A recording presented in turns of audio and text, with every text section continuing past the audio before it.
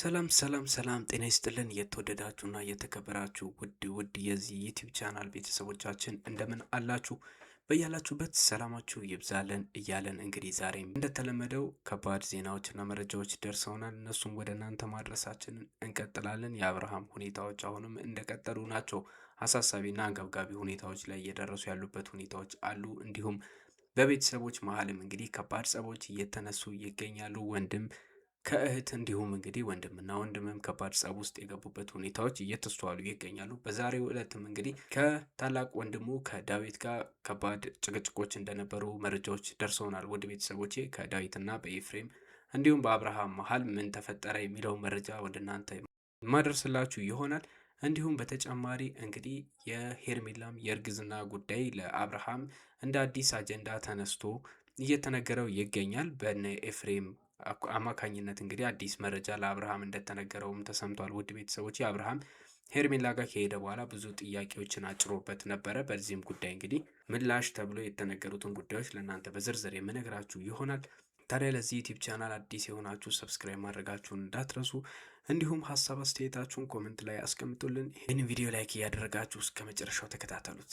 ወደ ቤተሰቦቼ እንግዲህ እንደምታውቁት ከትላንት ወዲያ በነበሩት መረጃዎች ላይ ቡዜና ኤፍሬም ከባድ ጸብ ውስጥ እንደገቡ ተመልክተናል። ቡዜ እንግዲህ በዳኒ ሮያል አማካኝነት መረጃዎች እንደደረሷት ወደ አብርሃም ቤት ቀጥታ እንዳመራች ተመልክተናል።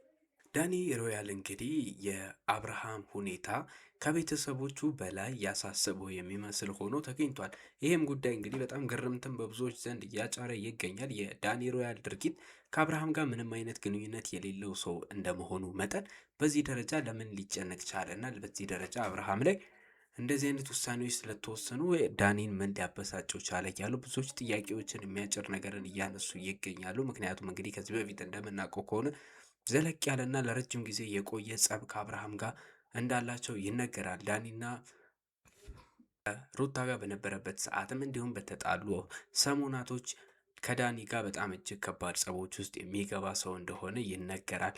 በተለይ ከዚህ በፊት የነበራቸው ቂምና ከባድ ነገሮች እንዳላቸው በጣም በተደጋጋሚ የሚነሳው የዳኒና የአብርሃም ሁኔታ ዛሬ ግን አብርሃም ህመም ላይ ነው ወይም ደግሞ ትክክለኛ ሁኔታ ላይ አይደለም በሚል ሀሳቢነቱን እንግዲህ ለማሳየት እየሞከረ ያለበት ነገር በዚህ ደረጃ ጓደኛው ላልሆነ ሰው እንዲሁም ከዚህ በፊት ከባድ ጸብ ውስጥና ከባድ ቁርሾች ውስጥ ለገቡት ሰው እንዴት እንደዚህ ተቆርቋሪ ሆኖ ሊቀርብ ቻለ? ምን ያሳስበውና ቢያሳዝነው ነው አብርሃምን ሊደግፍና ሊረዳ የመጣው እያሉ ብዙዎች እያነሱ ይገኛሉ። አንዳንዶች እንደሚያጋሩት ከሆነ እንግዲህ የዳኒ እንደዚህ የመሆኑ ሁኔታዎች እንግዲህ ከሩታና ከኤፍሬም ጋር ካለው ጸብና የእነሱ ግሩፕ ውስጥ እንግዲህ የመቀላቀሉን ሂደት ካቋረጠ በኋላ የተፈጠሩ ነገሮች እንደመሆናቸው ምናልባት ከነሩታ ጋር ያለውን በቀል አስቦ ሊሆን ይችላል እያሉ እየተናገሩ ይገኛሉ። ነገር ግን በዚህም ይሁን በዛ አብርሃም ያለበት ሁኔታ ትክክል እንዳልሆነ ለብዙዎች የሚረዱትና ብዙዎች የሚያምኑበት ጉዳይ ነው። ለመርዳት ቢሞክር ያን ያህል ክፉ የሚያስብል ሁኔታ እንዳልሆነ የምናውቀው ነው። ይህንን ጉዳይ ተከትሎ እንግዲህ ውድ ቤተሰቦቼ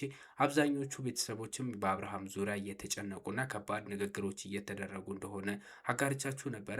ጋሽዬ በቅርቡ የአብርሃም ጉዳይ እጅግ ስላሳሰባቸው መፍትሄ መፈለገን እንደጀመሩም ሰምተናል። ያ ጉዳይም እንግዲህ እጅግ እየተነሳና እየተጧጧፈ ያለበት ሁኔታዎች እንዳሉም ተመልክተናል። በትናንትናው ዕለትም እንግዲህ የአብርሃም ታላቅ ወንድም ዳዊት እንግዲህ ከኤፍሬም ጋር እንደተነጋገረ ሰምተናል። ውድ ቤተሰቦቼ በኤፍሬም እና በዳዊት መሀል ከባድ ክርክርና ጭቅጭቆች እንደነበሩም ተሰምቷል። ኤፍሬም እንግዲህ የተለመደውና ለቡዜ ሲላት የነበሩትን ነገሮች ሁሉ ለኤፍሬም እየደገመለት ይገኛል።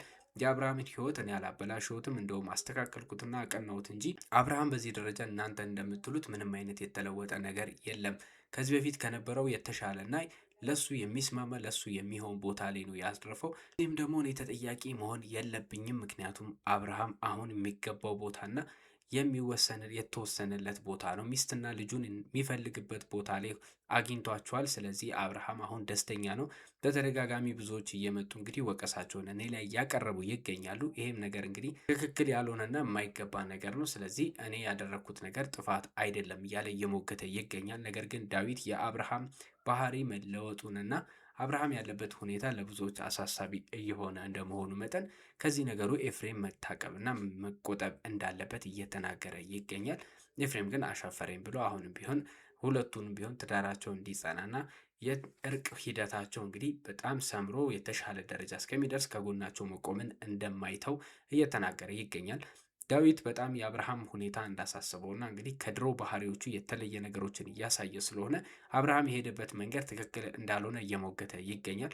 ከዚህ በፊት ሩታን ሳግዛት የቆየው ሰው እንደመሆኔ መጠን ዛሬ ግን እያደረገች ያለችው ነገር ሁሌም እንደመወቅሳት ዛሬም ትክክል እንዳልሆነ ስለሚሰማኝ ይህንን ነገር ለሩታም ቢሆን ማጋራት እፈልጋለሁ እያለ እየተናገረ ነበረ።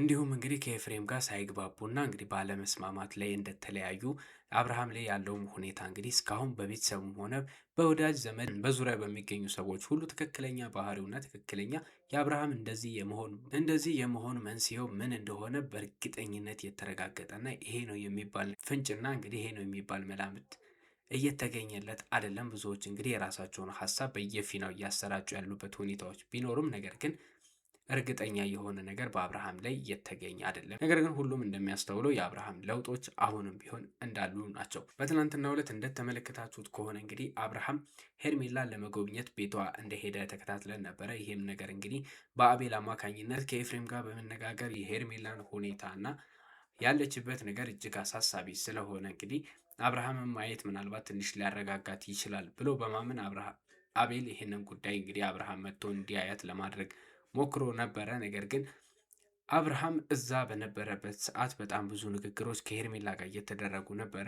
በሰላማዊና በታቀደ በታሰበው መንገድ ባይቋጭም ነገር ግን ሄርሜላ በመሀል ስትናገራቸው የነበሩት ብዙ ነገሮች ነበሩ። በተለይ ደግሞ ከአብርሃም ልጅ እንዳላትና እንግዲህ አብርሃም የእሷ ፍቅረኛ እንደነበረ በተደጋጋሚ የምትናገረው አብርሃም ይህ ነገር አይምሮ ውስጥ ጥያቄዎችን እየፈጠረበት እንደሆነ እየተነገረ ይገኛል። ይህም ምክንያቱ እንግዲህ ልጅ አለኝ የሚለው ጥያቄዎች በራሱ አብርሃም ጭንቅላት ውስጥ ከባድ ነገሮችን እየፈጠረ እንዳለና በተደጋጋሚ ከኤፍሬም ጋር በሚሄዱበት ሰዓት እንግዲህ ስለምን ልጅ ነው እያለ በጣም በተደጋጋሚ ኤፍሬምን ሲጠይቀው እንደነበረ ሰምተናል። ይሄ ጉዳይ እንግዲህ ሄርሜላ እርጉዝ ነኝ ብላ ከተናገረች በኋላ አብርሃም ላይ የፈጠሩ ያሉት ተጽዕኖዎች እንዳሉ እየተነገረ ይገኛል። እንዲሁም ከዚህ ቀደም ጥሩ ነገር እንደነበራቸውና በተደጋጋሚ እንግዲህ ያላቸው ግንኙነት የቅርብ ጊዜ እንደሆነና ገና ትኩስ ያልደበዘዘ ያልጠፋ ነገር እንደሆነ በተደጋጋሚ ሄርሜላ ያስረዳቸው ነገር አብርሃም ላይ ኮሽታዎችን የፈጠረበትን ሁኔታ ተመልክተናል። አንዳንድ በዙሪያቸው የሚገኙ ሰዎች እንዳጋሩን ከሆነ እንግዲህ አብርሃም ለኤፍሬም በጣም ተደጋጋሚ ጥያቄዎችን ሲያቀርብለት ነበረ። ሄርሜላ የምትለው ልጅ ምንድን ነው? እኔና እሷ ያለን ግንኙነት በዚህ ደረጃ የሰፋ እንዳልሆነ ነበረ የነገርከኝ። ስለዚህ ምንድን ነው የተፈጠረው እያለ በጣም በተደጋጋሚ ለኤፍሬም ሲያቀርብለት ነበረ። እንዲሁም እንግዲህ ከሩታና ከኤፍሬም ጋር የተነገረው አንድ መረጃ አለ። አብርሃም ሄርሜላ አንተን ለመያዝ ስትልና አንተን በወጥመድ ውስጥ ለመክተት ስትል የፈጠረችው ሴራ ነው እንጂ ሄርሜላ ምንም አይነት እርግዝና ላይ አይደለችም። ሄርሜላ ሳታረግዝ አርግዣለሁ ብላ አንተ እንድታዝንላትና አሁን ታምም ያለው ስትልክ እንደሄድከው ያትና ልትጠይቃት እንደሄድከው በዛ ደረጃ በዛ መንገድ አድርጋ በሴራ አንተን ለማስፈራራትና ለመያዝ የጣረችበት መንገድ እንጂ ምንም አይነት ልጅ ምንም አይነት እርግዝና የለም። ያንተ ልጅ አንድና አንድ ነው፣ እሱም ልዑል ነው። ከሩታ የወለድከው ልጅ እንዲህ ሌላ ምንም የሚያስጨንቅና የሚያሳስብ ነገር የለም እያሉ በተደጋጋሚ ሲነግሩት እንደነበረም ተሰምቷል። ውድ ቤተሰቦቼ ይሄ ነገር እንግዲህ በአብርሃም ዘንድ አይምሮ ላይ የፈጠረው ጥያቄና ጥርጣሬዎቹ ወደ ሌላ ነገር እንዳይገባ ለማድረግ ሲባል እንግዲህ ኤፍሬምና ሩታ ይሄንን ነገር ለአብርሃም ቁጭ አድርገው እንዳስረዱት እየተነገረም ይገኛል። ውድ ቤተሰቦቼ ምናልባት ሄርሜላ በዚህ መንገድ አብርሃም ወደ ራሱ እንዲመለስ ልታደርግ የምትችልበት አንዱ ነገር ነበረ። ነገር ግን ይሄ ጉዳይ በዙም ሳይሰፋ በኤፍሬምና በሩታ አማካኝነት በአጭሩ ሊቀጭ ችሏሉ። እንግዲህ አብርሃም ያለበትን ሁኔታ ቤተሰቦችም ሆነ ሌሎች ዘመድ አዝማዶች ተረድተው ምናልባት አዲስ መፍትሄ ይሰጡታል ብለን እናስባለን። ጋሽዬም ሰሞኑን እንግዲህ የዚህ መፍትሄ አካል እንደሚሆኑ እየተጠበቀ ይገኛል። ለዛሬ ያስኩላችሁ መረጃዎች ግን እነዚህን ይመስሉ ነበረ። በቀጣይ ቪዲዮ አዳዲስ መረጃዎች ከወጡ የማጋራችሁ ይሆናል። ለዚህ ዩቲዩብ ቻናል አዲስ የሆናችሁ ታዲያ በድጋሚ ሰብስክራይብ ማድረጋችሁን እንዳትረሱ። እንዲሁም ሀሳብ አስተያየታችሁን ኮመንት ላይ ግለጹልን። በሌላ መረጃ በሌላ ቪዲዮ እስከምንገናኝ መልካም ጊዜን ለእናንተ ተመኘን።